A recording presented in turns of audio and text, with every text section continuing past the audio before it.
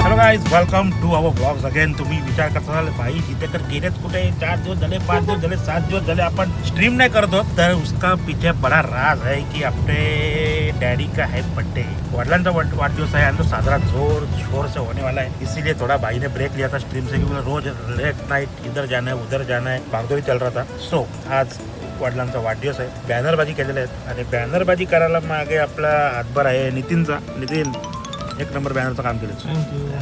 दाखवतो मला banner proof लागलेत. जास्त वेळ भेटणार नाही मला बॅनर दाखवायला, पण तरी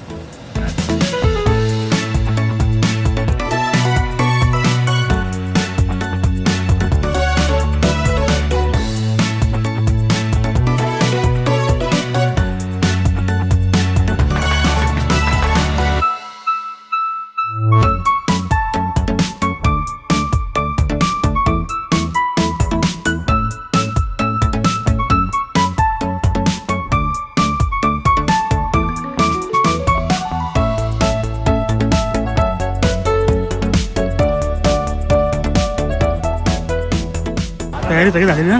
तयारी सगळी झाली. हजर बहीण हजर. ही पण बसला इथे इथे इथे हे आहे ना लगेच खायला म्हणून इकडे. तुला पण टेन्शन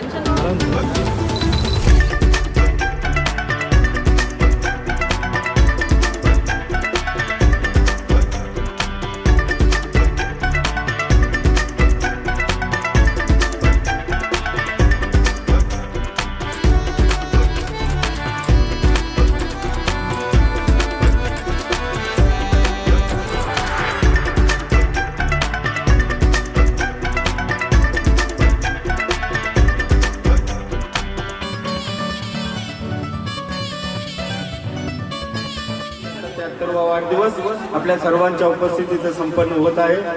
एक उमदार व्यक्तिमत्व आणि आता आयुष्यातील 73व्या वर्षी ईश्वराने त्यांना इतकी शक्ती दिलेली आहे की त्यांचा उत्साह बघितला तर नव तरुण सारखे ते नेहमी वावरत असतात.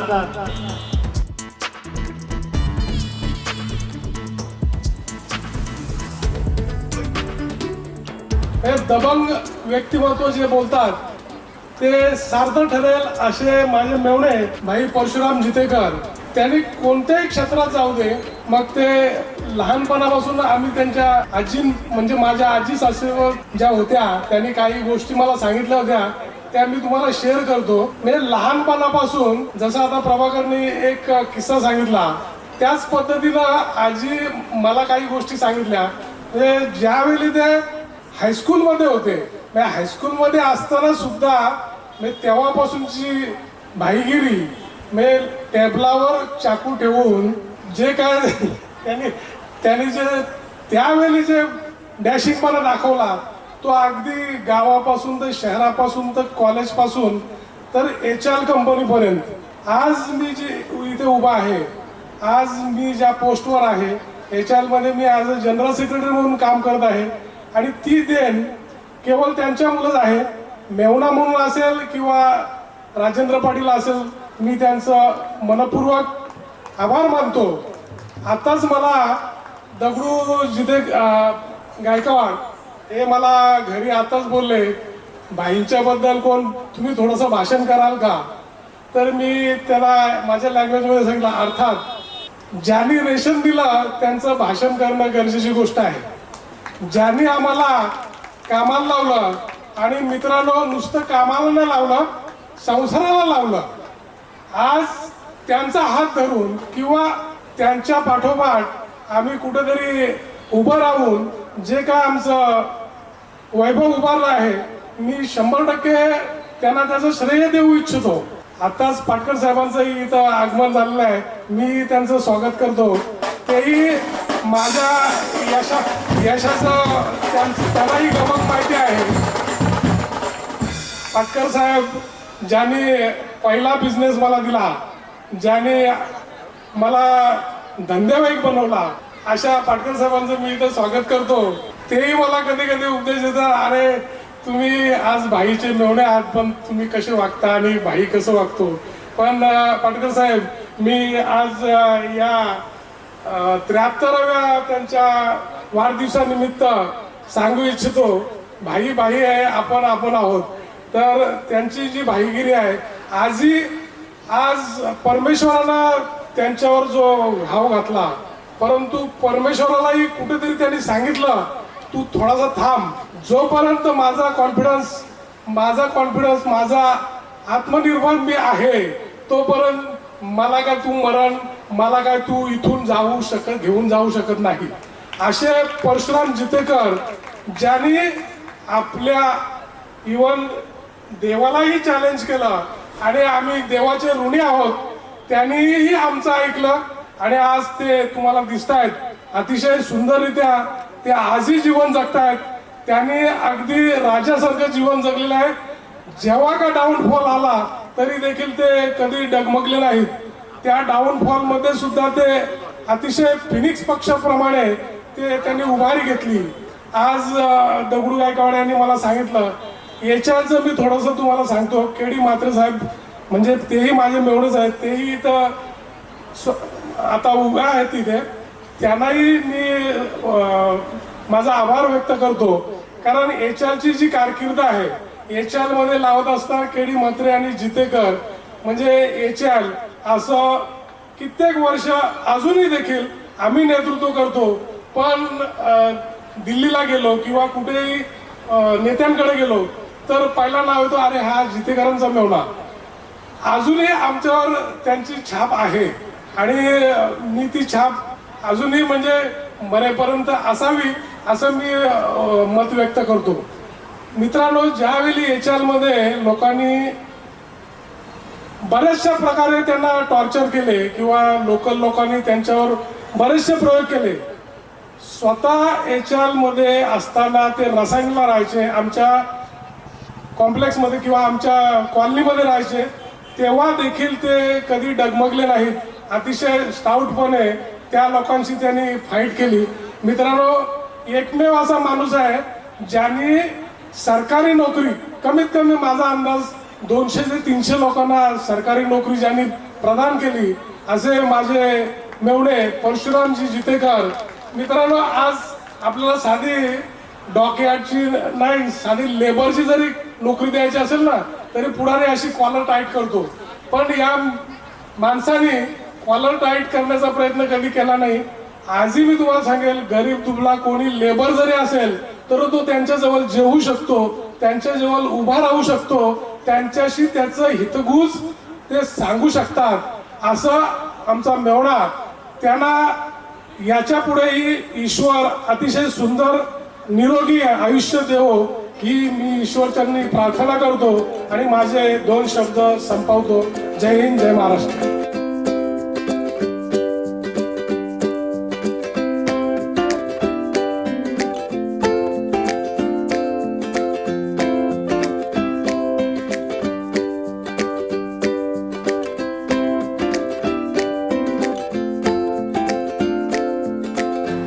ॲक्च्युली हे माझे 7वी वेळ होती. मी इंटरनॅशनल लेवलला इंडियाला प्रेझेंट केलेलं आहे आणि टोटल 19 मेडल इंटरनॅशनल लेवलला मी अचीव केलेलं आहे इंडियासाठी.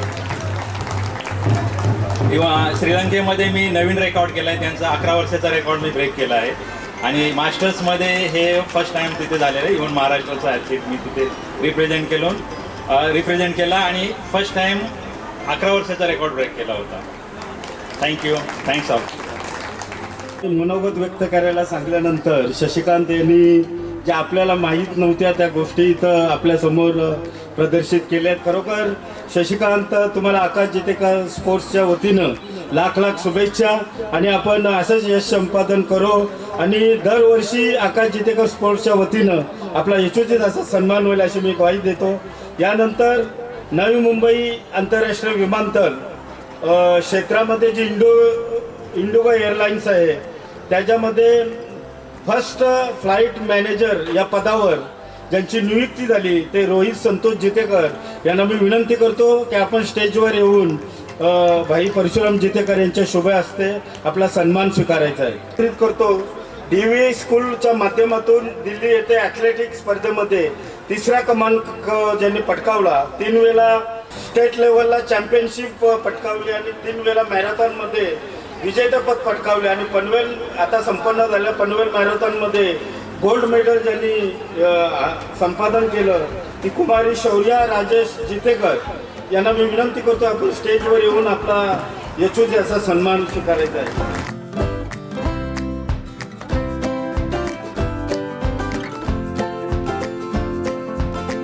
झालेला आहे. धन्यवाद.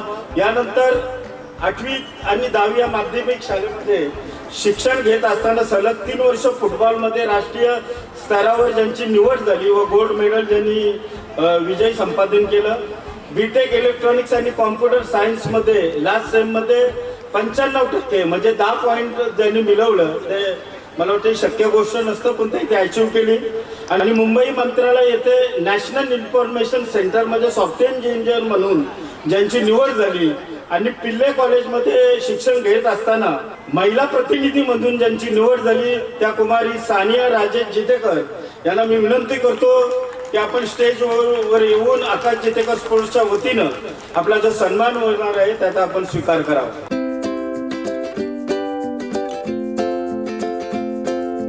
त्यांचं नाव घेतलं होतं ते रोहित संतोष जितेकर. नवी मुंबई आंतरराष्ट्रीय विमानतळ इंडिगो एअरलाइन्समध्ये फर्स्ट फ्लाईट मॅनेजर या पदावर त्यांची निवड झालेली आहे. मी आकाश जितेकर स्पोर्ट्सच्या वतीनं त्यांचा यशोजी जाथाचा सन्माननीय परशुरामभाई जितेकर यांच्या हस्ते होत आहे.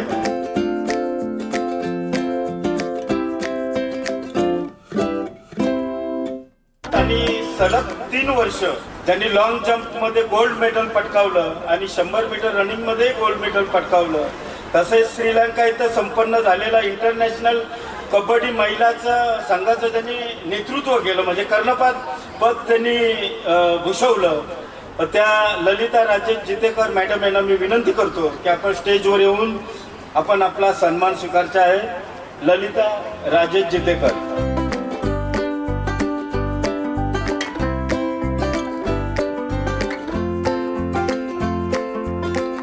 राजेश गंगाराम जितेकर यांनी भारत, नेपाळ, श्रीलंका, जपानमध्ये जाऊन आणि सलग 5 वर्ष इंडियन पोलीस दलामध्ये लॉंग जम्प मध्ये गोल्ड मेडल पटकावलं. तसेच श्रीलंकेमध्ये इंटरनॅशनल लेवलचं लॉंग जम्प आणि ट्रिपल जम्प मध्ये गोल्ड मेडल पटकावलं. त्या राजेश जितेकर यांना मी विनंती करतो की आपण स्टेजवर येऊन आपला सन्मान स्वीकारायचा आहे.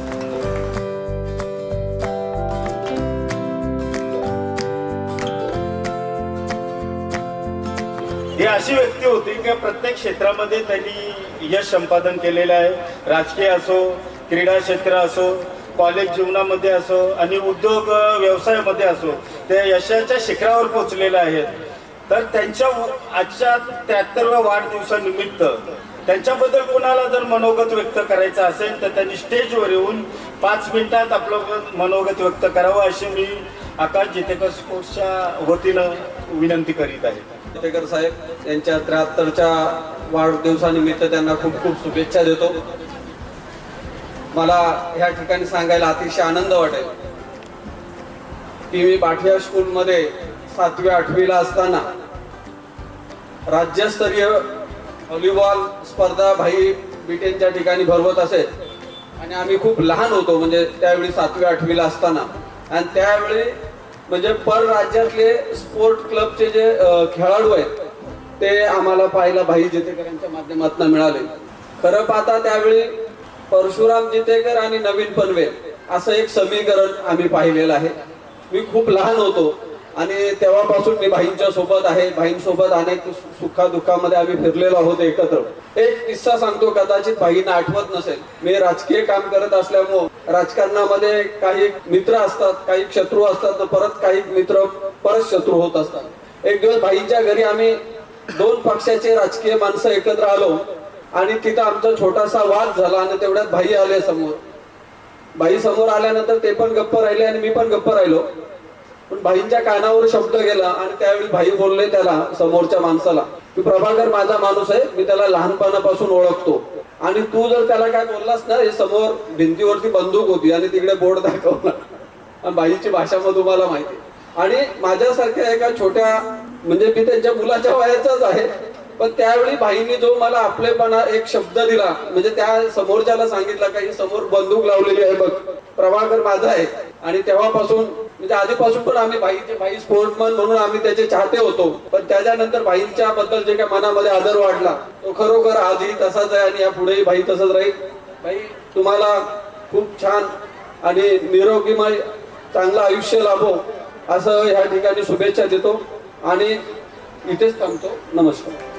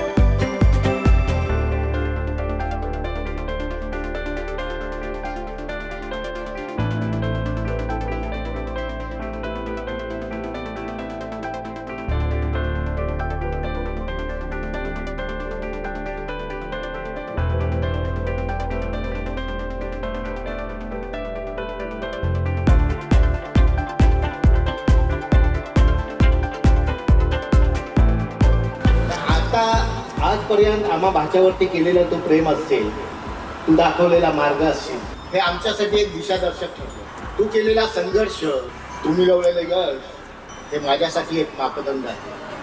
बाबा, तुझ्या एवढं आम्ही करूच शकत नाही. तिथपर्यंत जाणं हे आमच्या बसकी बात नाही, कारण तू जे केलंस ते आम्हाला उभ्या आयुष्यात देखील होणार नाही.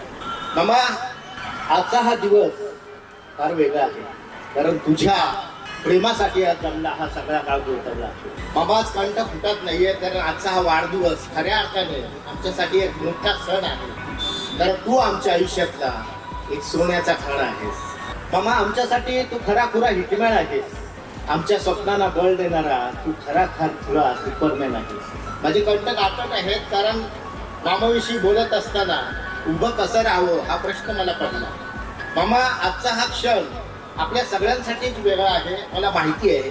तर लहानपणी आमच्यासाठी मामा म्हणजे आमचा सगळ्यात मोठा हिरो होता.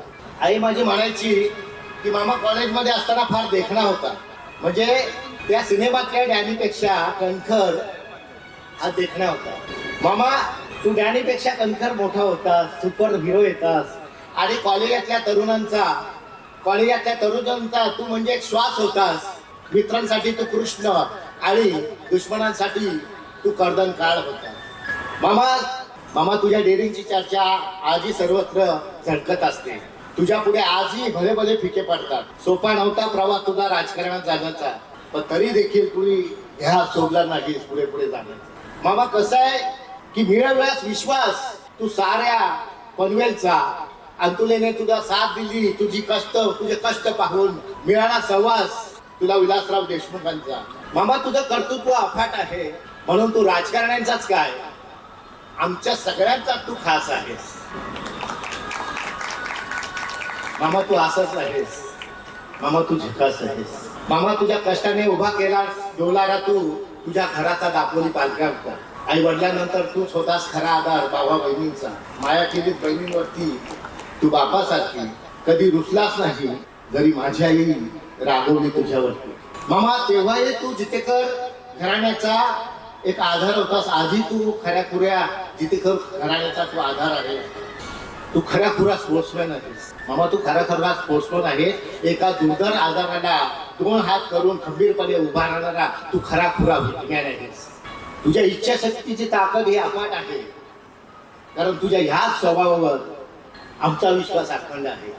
मामा, काळूबाईच्या चरणी हेच माझं सांगणं आहे की उदंड आयुष्य लाभो तुला, ईश्वर करो तुला दीर्घायुष्य लाभो, हेच ईश्वरचरणी आमची प्रार्थना आहे. मामा, तू आमच्या आयुष्यातील खराखुरा म्हणजे न तुटलेला एक भाग आहेस. मामा, तू असाच आहेस.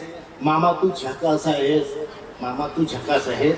मला जास्त बोलता येत नाही, कारण मामाचा वाढदिवस आणि आज माझी आई समोर बसलेली नाहीये, त्यामुळे मला बोलता येत नाही.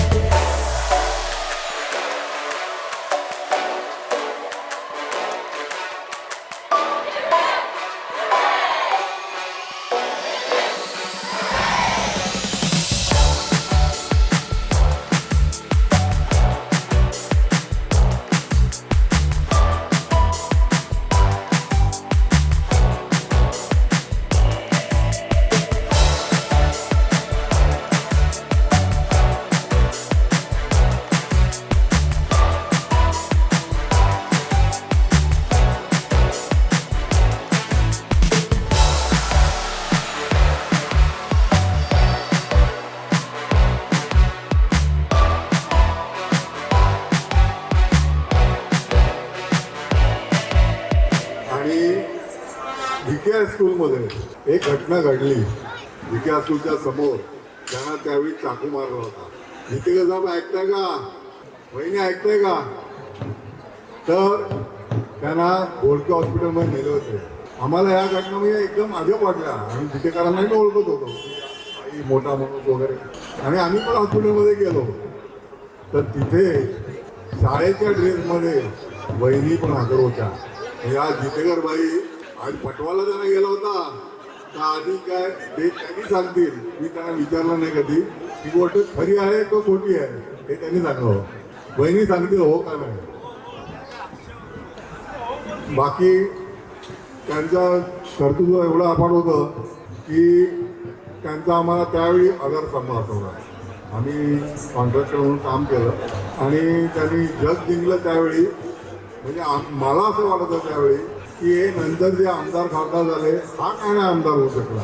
आम्ही यांच्याबरोबर दापोलीला जायचो, रिक्षेने जायचो. त्यावेळी प्रत्येक गल्ली गल्ली छोटा मुलगा आता भाई भाई भाई भाई भाई भाई म्हणजे सपाट कर्तृत्व होतं त्यावेळी. नंतर हे पण झालेले नगरसेवक योग्यवेळी झाले होते. वेगवेगळी नगराध्यक्ष पण झाले असते खऱ्या अर्थाने. ते आपलं बॅड लक समजायचं, तो शाप समजायचा आपल्या.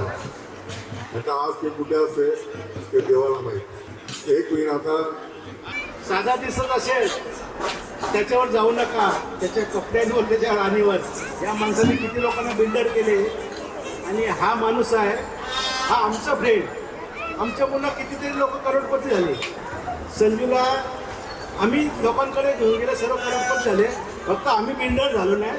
संजू शेट्टी बिल्डर हा नंदनवन ग्रुपचा मेन आहे, बायमात कन्स्ट्रक्शनचा मेन आहे. कितीतरी प्रोजेक्ट चालू आहेत. स्वतःचा मोठेपणा संजू शेट्टी चांगला नाही. 2 वर्ष पुढे होता, परंतु मित्र म्हणून आम्ही सर्व एकत्रच राहत होतो. भाई ज्याला अकरापासून मर्कला लागला, मर्कमध्ये त्यांनी सर्व्हिस केली, त्याला आम्ही शिकवत होतो. पण मर्क त्यांनी सर्व्हिस करत करत कॉलेजमध्ये 4 वर्ष मॅन ऑफ द मॅच म्हणजे GS प्लस स्पोर्ट्समध्ये चॅम्पियन होता.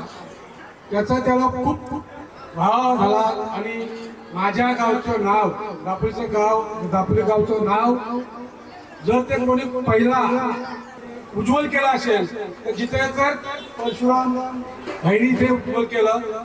त्यांनी HR मध्ये ज्याला सर्व्हिस केली, HR मध्ये त्यांनी सर्व्हिस करता वेळेस एवढा HR मध्ये जेम बसवला की कमीत कमी आमच्या पंचक्रोशीतील 50 मुलांना त्यांनी नोकरी दिली.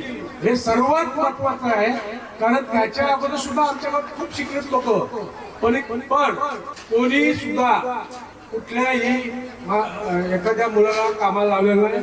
पण हा सर्वात मोठा काम जर जितेकर भाई केलं असेल तर तो 40 ते 50 मुलं याच्यामध्ये त्याच्या स्वतःच्या हिमतीवर कुठलाही राजकीय पाठबळ नसतावले, कुठलीही पार्श्वभूमी नसतावले त्यांनी 40 ते 50 लोकांचा संसार किंवा कामाला लावून त्यांचा संसार हे केला. म्हणून जितेकर भाई ही अशी एक चीज आहे. आणि त्याच्या स्पोर्ट्स मुलं त्यांनी जे स्पोर्ट्स खेळाचा जो त्यांनी जोवा घेतला, त्या खेळाच्या माग आम्ही सर्व म्हणजे दापोली गावची सर्व मुलं यांनी त्यांचा कित्ता गिरवून आमच्या गावाचं नाव देशपास केला. त्यांचे चुलते चुलत हसून बोलतोय ना, हसून आत्मान जितेकर यांनी सुद्धा गावाला पावलं ठेवून त्यांनी आमच्या गावाचं नाव देशपातळीवर होणार. तसंच माझा एकदम जवळचा मित्र वेन जितेकर यांनी सुद्धा MSCB सर्व्हिस करता वेळेस, कॉलेजला असता वेळेस जनरलच्या प्लस MSCB मधून ऑल इंडियाला खेळण्यासाठी हा जवळजवळ 7 वर्ष कबड्डी, भालाफेक, लॉंग जंप अशा पद्धतीत खेळत आम्ही. जितेकर भाईनी जी घालून दिली आम्हाला, पायवाट पडली त्यांच्या पुढे जाऊन सुद्धा आमची पोरांनी खूप म्हणजे खूप नावलौकिक केला आणि या दापोली गावाचं नाव अख्ख्या रायगड जिल्हा महाराष्ट्र देशभरापर्यंत पोहोचण्याचं काम या जितेकर बाईंच्या मुळेच झाला. म्हणून मी त्यांना त्यांच्या 73 वर्षाची खूप खूप शुभेच्छा देतो आणि गावात आपले आभार मानतो की बाई तुम्ही नसता तर जे काही स्पोर्ट्स मध्ये नाव लौकिक झाला तो झाला नसता.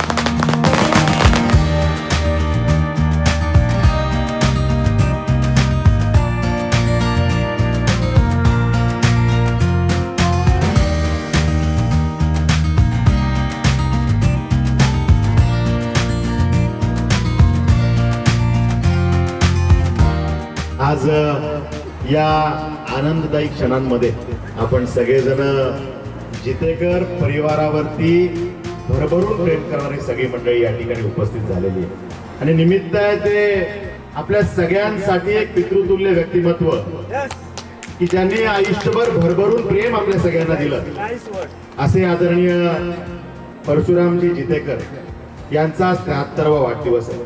खरं तर त्यांची जी आज एनर्जी आम्ही बघितली 37 वर्षांच्या आमच्या युवालाही लाजवेल अशा प्रकारची त्यांची ही एनर्जी खरं तर आम्हाला पुढे काहीतरी करण्याची प्रेरणा देते.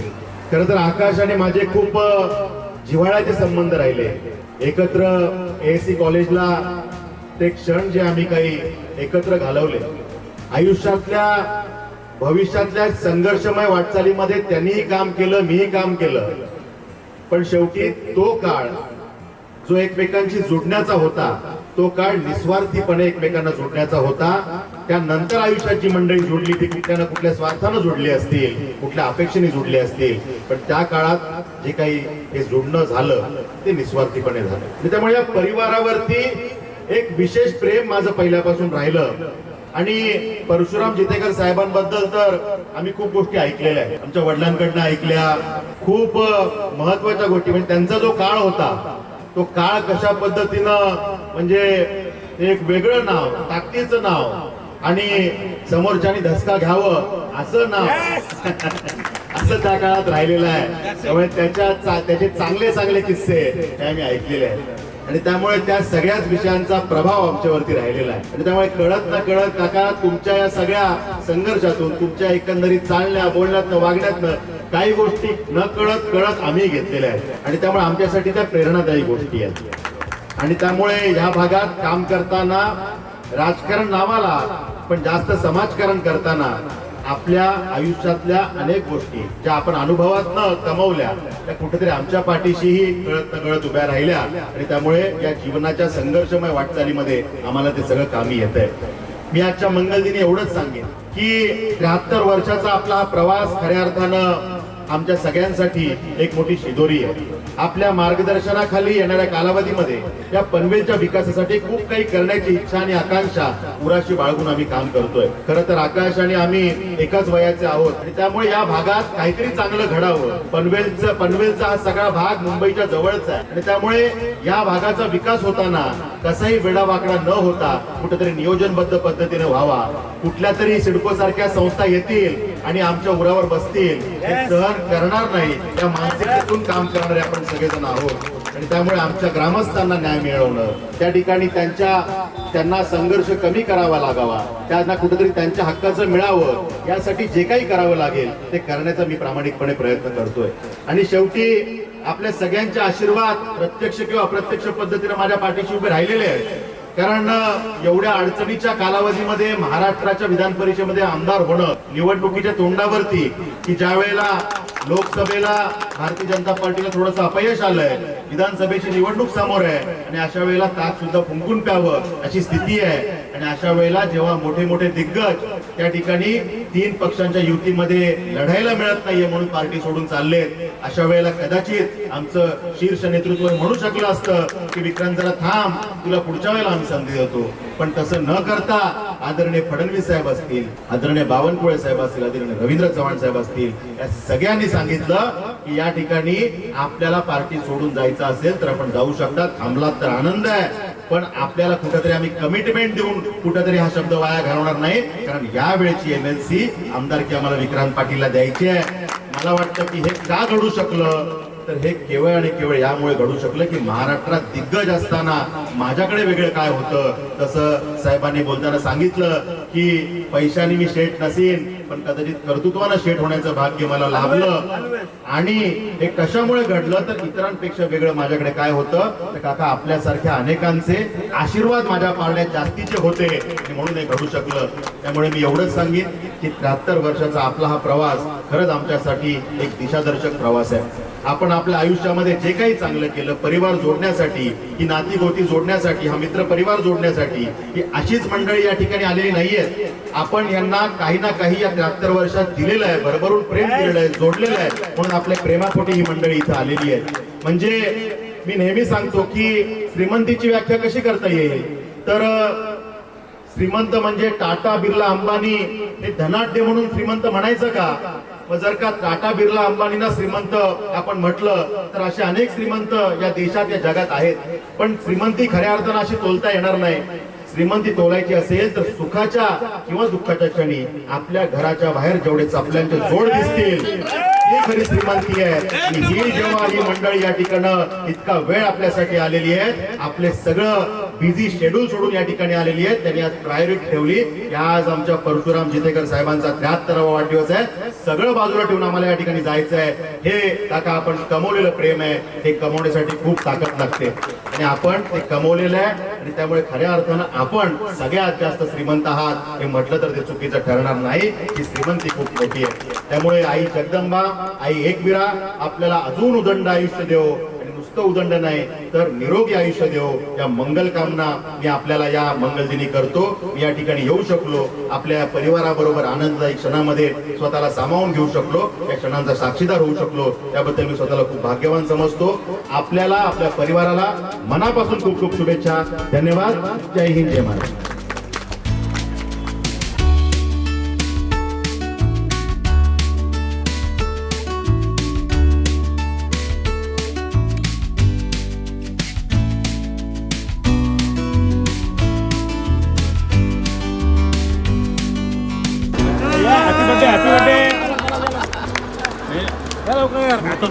Happy birthday to you. Happy birthday to you. Happy birthday to you, भाई. Happy birthday to you.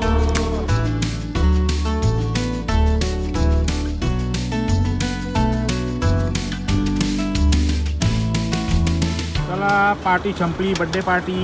इथंच आपण ब्लॉग पण संपवला घेऊ. आणि येस, उद्या पार्टी आहे व्हेज, कारण का 1 जानेवारी नाही 1 जूनचं पार्टी आहे. उद्या पार्टी. येस, उद्या पिसपाकला व्हेज. पिसपाकला नाही, माझ्या स्क्युएन स्पूनला. माझ्या स्क्युएन स्पूनला, कारण का बेस्ट खाणं बाई स्क्युएन स्पूनमध्येच भेटतो अख्ख्या जगामध्ये. तर गाईत क्लोज केला, म्हणजे असं क्लोज म्हणजे मग हे भेट ते भेट चालू होतं. बाय आता वाजल्यात ऑलमोस्ट 1 आणि आता आम्ही बड्डेवरून येऊन चाललो कुठे रे मॅगडी. तुम्हाला बोललो ना मी, नाही पोट किती पण भरलेला असू दे, या गाडीत बसल्या ना की यांचा मॅगडी असतो. या 2-3 ब्लॉग मागे बघा तुम्ही, जेव्हा आमची भांडणं झाली कॉफीवरनं. आज मी 2 कॉफी घेतात, म्हणजे आमची भांडणं नाही होतात. तर गाईज चला, आमची भांडणं होतात का नाही होतात ते बघू आता इन फ्युचर काय होतात ते. पण सध्यासाठी आपण करू इकडे रजा घेऊ आपली. थँक्यू फॉर वॉचिंग गाईज, आणि असं प्रेम देत राहा. Good night.